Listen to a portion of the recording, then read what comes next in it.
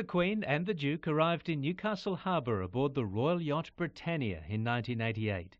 As it berthed at Throsby Wharf, NBN started a live telecast of the royal visit.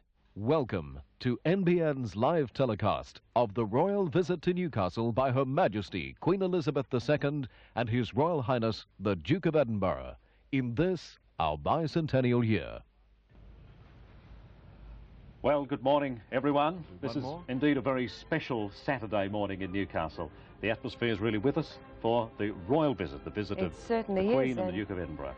Anna Manzoni is joining us this morning. Thank you, Ray. And I hope you're all watching, and those of you that can't make it down to actually down onto the foreshore to watch the Britannia come in and to watch the Queen. I hope you'll stay with us for the rest of the morning while we take a look at exactly what's happening.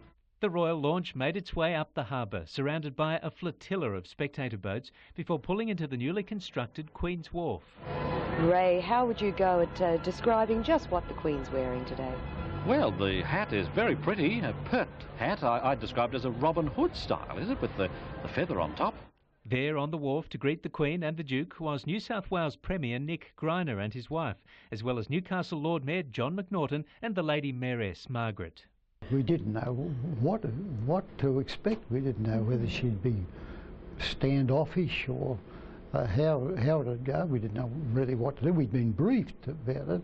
I got the impression that we were the only people in the whole world that they'd come to see and to visit, and Newcastle was the only place on earth that they were destined to visit, and it really mattered.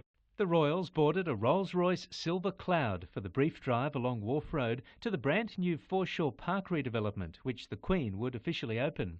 A huge crowd had assembled on the foreshore to catch a glimpse. But what few people knew at the time was that the Lord Mayor was concealing a slightly embarrassing little mishap. This is how he described it on the day to reporter Ross Hampton. And there were no major catastrophes during the day?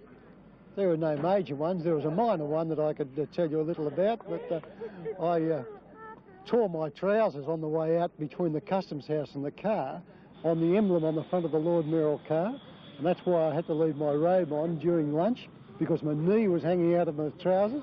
Did the Royals know about that? Yes, they did. Over lunch we told them. The Duke thought it was a huge joke. He laughed and laughed about it. The Royals delighted the crowd with a wave from the City Hall balcony, but their departure was delayed to give John time to change his trousers. And she said, "Don't worry, we'll wait for you." And I thought, oh, who but us would have the Queen of England waiting while John changed his trousers?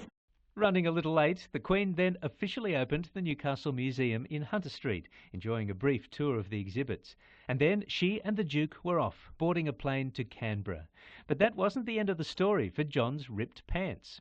And those trousers then went on a variety club bash, along with the souvenir crest from the car, and raised $6,000 for the variety club.